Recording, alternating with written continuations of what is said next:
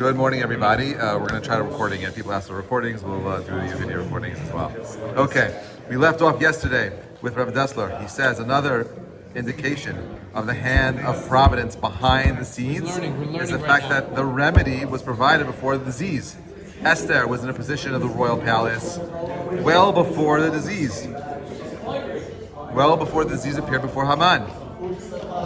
When God finds it necessary to punish Israel, He generally provides the cure before to teach us that the sole purpose of this punishment is to induce us to do teshuvah and so make the punishment unnecessary.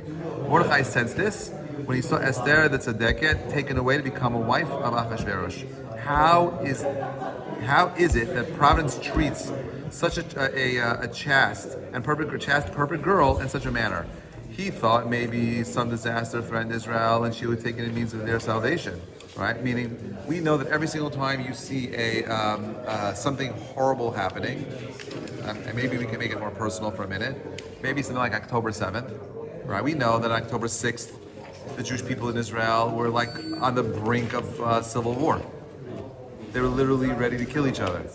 Division, divisiveness, hatred, people accusing other people of all kinds of things. It's a horrible, horrible situation to be in, right? But we know that October 8th comes along and the Jewish people are going through the pains of dealing with October 7th, but at the same time it brought the country together. B'yachad nenatzeach. You see that everywhere all over Israel. B'yachad, b'yachad, b'yachad. We got to be together, we got to be together. The tikkun, everyone knew, right? The tikkun is achdut, right? The same is true, by the way, over here. When you look at the Megillah, when the Jewish people were living in Shushan, right, in the Persian provinces that were under the control of Haman, we saw that the Jewish people were Am Mefuzar, a scattered nation, the Pasuk says. They were Am Mefuzar, a scattered nation. So a scattered nation, who cares about a scattered people? They're gypsies. They're going to fade away into dream stuff. No one cares about what these people are, right? Who cares about them? Take what they have and let's get rid of them. There was a great post someone forwarded me, a guy from an Israeli guy, I forget his name, Rami something, Rosenblum, from Akron, Ohio. And he was standing before a local, I'm not sure if it was some kind of community board, and he was making it a case against the pro-Palestinian people that wanted the Akron to divest from Israel. So listen, he's like, I totally believe that you're allowed to have Israel hatred, it's totally fine. People are entitled to hate, you're allowed to criticize Israel. But let's make a distinction between criticism and hate. If someone comes and says we want to divest from Israel, and Israel's the only country they want to divest from, there's no other country, that's hate. That's anti-Semitism. You want to go ahead and talk about Sudan, you want to talk about other countries in the world, let's talk about Syria, 500,000 Syrians were killed. No boycotting of Syria, then don't come and boycott Israel. That's just your blind Israel Jew hatred. You want to talk about whether or not Jews belong in Israel, let's talk about it for a minute. There are 27 countries in the world that are Muslim-run countries. There are 54 countries that are controlled by Arabs. Only one Jewish state, and we're colonizing Israel. It's crazy. Think about it for a minute. It's crazy stuff. It's one-sided. It's totally one-sided. And now what's so fascinating is like this: if you look back in history, right? If you lived in wherever the country, you went from Syria, from Lebanon, from Persia, from Italy, from Spain. What were you? You were a Jew in those countries. Where does the word Jew come from? Yehuda, Shomron, right? It comes from Judea, right? It comes from Israel. Jew means you come from Israel. But now that you're in Israel, where are you from? Oh, you're European, you're this, you're that. Now, there was something like Jews living in Arab countries. I don't know, every single Arab country had Jews in it. There are 150,000 Iraqi Jews in Iraq before 1948. No, Zero.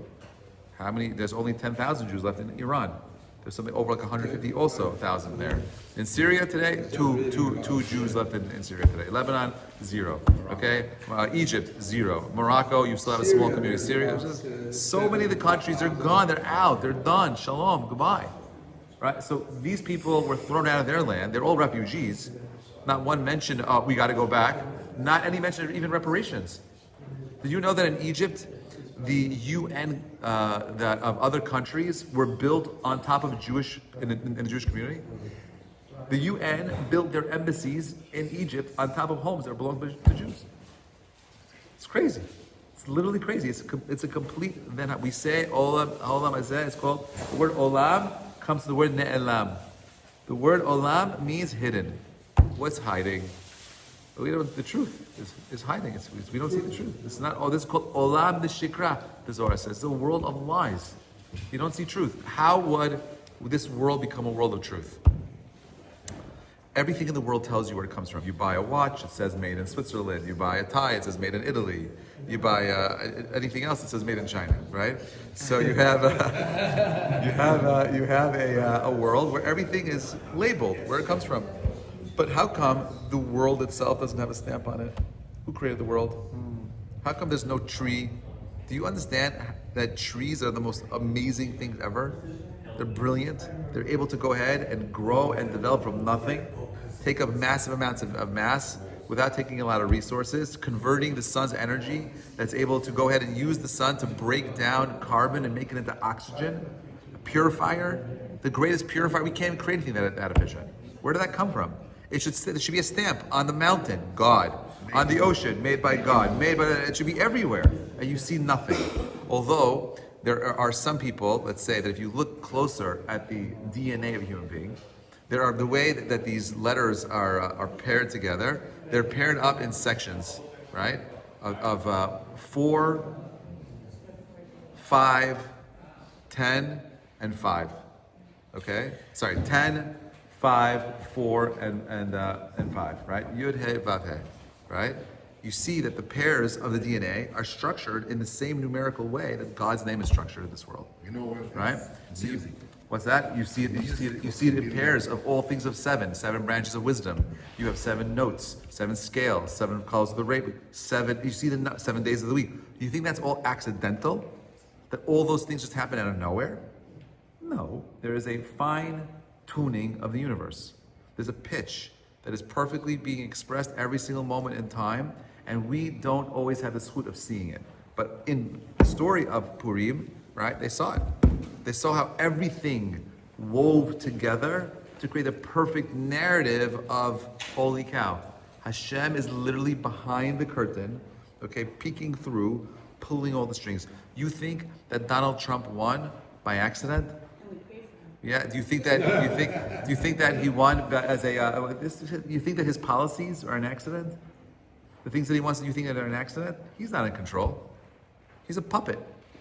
Anyone the Masorah that we have is that anyone in a position of high power government has no more free will.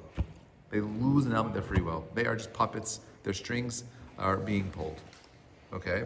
But what Rav Dessler is saying is that more than that, we know that anytime you see anything negative happen in the world, understand that the refuah came before the makkah. And therefore the makkah, the pain that we go through in life, is always for some other greater good. And I don't like playing, let's look at the Holocaust. The Holocaust gave us Israel, or let's look at this, it gave us this. I don't want to do that. Because I don't know if that is true.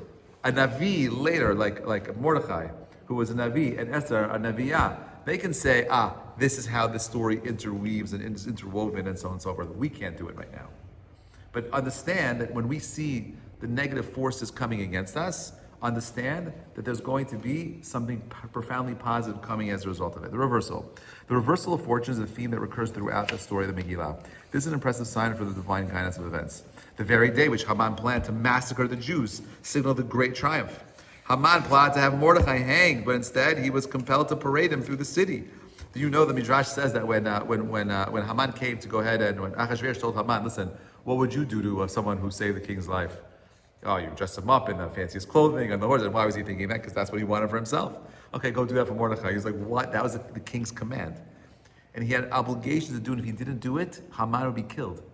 So now Haman is looking for Mordechai. He's got to go ahead and do what the king says. He walks in, and it says that Mordechai was teaching Torah, all right, about Se'ah. And he says, everyone leave the room. This guy's coming to kill me. Don't be involved. He leaves. Haman says, listen, I came here by order of the king. I need to dress you. He's like, what? Oh, I get it. He's like, no, I'm not feeling so good right now. Maybe we'll do it later. He's like, no, we got to do it now. The king told me I need to take you now. He's like, yeah, but it's not fitting for me. I got to get a haircut. I got to this. I got to bathe. He's like, let's go to the bathhouses. Yeah. Esther finds out what's going on. She orders all the people in the bathhouses, all the barbers to shut down. So he goes there. There's no one there. Everything is closed, right? And now he's like, okay, I'm going to take you to my house. I'm going to bathe you. I'm going to shower you. I'm going to take. He had to be mishamesh every step of the way. The Midrash tells us that Haman, before he became wealthy, was a barber. So he had to get out his scissors. He has to cut Mordechai's hair. And Mordechai's not afraid. Why? I wouldn't want to go to an anti-Semitic barber because I don't want that I don't want a knife to my throat, right? But Mordechai says, if this guy kills me, you know what's going to be happening? Achashverosh is going to kill Haman. So he's trying to get him angry the whole entire time. He wants him to lose his cool because he wants to do something stupid so that we can get rid of this guy. Okay, anyway, so this whole thing flips around. Haman plotted to have Mordechai hanged, but instead he's compelled to parade him through the city. Haman prepared the gallows for Mordechai, and Haman was hanged over the very same gallows. As a matter of fact, the Midrash says that we know that the gallows were 50 amot tall. And they say that it's the same exact height as one of the beams in the Ark of Noah's Ark. And we know that according to many, that Mount Arad is where? It's near Persia, right? It was in their empire. And that Haman went and took the beam from the Ark and used that particular beam to be the one to hang Haman. And instead, to hang Mordechai, instead it was used on Haman. Okay, Maharal explains that this reveals the workings of providence. Haman planned to destroy Israel, but the nations, but the nation of God is indestructible, my friend. All the power which Haman released to this few end, it never returned upon himself. Just as a stone hurled against the target, stronger than itself, bounced back at the thrower, right? You have to know what you're doing. Hamas, they're going to throw a stone against a heart. What's going to happen? You throw a stone at something that's harder than the stone, it bounces right back at you. What are you, crazy? What are you doing? You're dumb. And this is exactly what happened with Haman. The harder he threw at Am Yisrael, it came back to haunt him. And throughout it all, it was Haman who prepared his own downfall. You think that Hamas went ahead and did what they did? No, that was the beginning of the end of Hamas. As the rabbis say in Memuchan, right, was in fact Haman. Then it was Haman who paved the way for Esther to come to the throne. Why? Because who was Memuchan? Memuchan was the person that gave the decree to Achashverosh that if Vashti doesn't come down, kill her. It was his idea. So Haman himself, his own advice was used to prop up Esther to be the queen. From the very beginning of the story, Haman was plotting his own demise. He's the paver. He did everything from beginning to end. He allowed the ground. He did it all. He did the whole entire thing. The rabbis graphically describe the seat at night in the grounds of Haman's great palace. Listen to the Gemara. Listen to this Midrash. He says, Haman says, get me a beam of 50 cubits long. Haman instructed his servants, the execution of Mordechai must be visible from all over the city. They replied, the only beam of that length available to support the roof of your palace. Without hesitation, he commanded to destroy the palace and obtain the beam. This is another opinion, that it was his own house. He then made into a palace, into a lawn. Right? He destroyed his house. How wonderful it will be when the Mordechai is hanging on the great heights. You see how when someone has anti-Semitism, he's not rational anymore. His hatred takes, they just consume it. They can't see, it's literally a disease. It's literally a virus, it's a mind virus that destroys the brain, right? He laid down on the ground beside the end of the beam, measuring himself against himself the very length. The angels laughed. They're seeing this, that he's sitting there plotting Mordechai's death. The Malachim are laughing. Yeah, it suits you very well, Haman, they said, and has been waiting for you since creation. You're going to die. In its details such as these, the hands of providence is manifest. As we know, Purim is named of the lot which Haman cast. Why the plural? Not called Pur, we called Purim, lots, and not Pur. Why? Haman cast a lot for the destruction of Israel. Though he did not know it, the lot that came up was for his own downfall and destruction of his plans. What appears to be a random process are in reality directed by God. The decision of a lot came from God. What it appeared to be the lot for Haman's success turned out to be the lot of Israel's victory. This is the double lot which contained the secret of the hidden miracle. And it occurred on the day of the Omer, the day that we celebrate the hand of God in the workings of nature, yet another coincidence to add it to the list. Meaning nothing is coincidental.